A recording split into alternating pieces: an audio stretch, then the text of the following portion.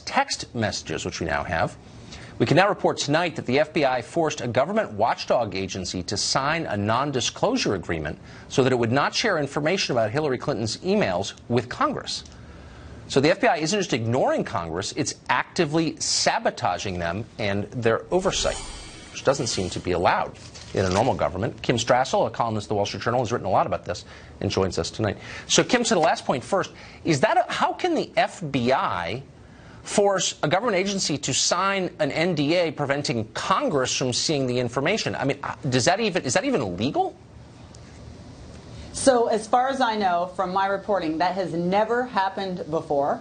And Congress was so unhappy about this, it sounds as though the OSC will never agree to do so again. But it's absolutely unprecedented. And what it means now is that very vital information that Congress is seeking, namely, in this case, some of the transcripts of interviews that were done with some of Jim Comey's closest associates, cannot be turned over to Congress because the FBI is forbidding the Office of Special Counsel from doing so. And they have ultimate say, which is an astonishing thing.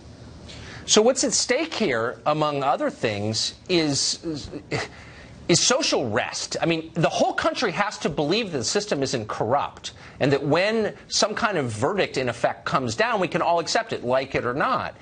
The Office of Special Counsel and the FBI are making it very hard to have faith in them. Why are they doing this? Well, one thing I want to be clear about is this particular Office of Special Counsel is the government body set up to investigate Hatch Act violations, and that is separate from Mueller's body. So that's just important for everybody to understand that. But you're right. There can be no faith right now when you see these text messages that come out, when you hear the news that one of the senior department prosecutors, his wife worked for Fusion GPS, that he was meeting with them off the grid, that one of Mueller's team members was sending obsequious emails to Sally Yates, an Obama holdover. There can be no faith. The whole reason, I think Trey Gowdy made this point today in the hearing with Rod Rosenstein.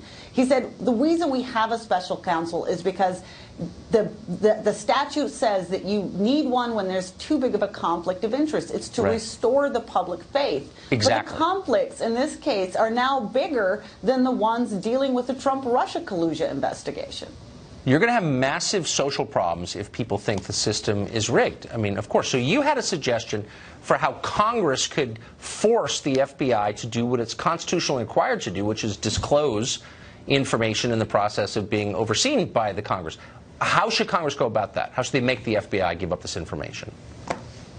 Look, the White House is going to have to step in here, and there's no reason why it shouldn't. This does not require President Trump to meddle in any way with the investigation, but what it does require is the White House, whether it be the chief counsel or the president himself, needs to order the FBI either to hand over this information and cooperate with Congress, or maybe even appoint a special employee at the Department of Justice whose only job is to ensure cooperation with Congress. Because you're not going to get it from the Department of Justice or FBI. They're the fox guarding the henhouse, because they're the ones with, as we saw from these texts today, with potentially damaging things to hide. It seems the whole thing seems out of control. Kim Strassel, thank you for your reporting on this and for coming on tonight. Police in Las Vegas continue to try and block information in their investigation on the shooting that took place October 1st. Why are they doing that? And what could they be hiding? That's next.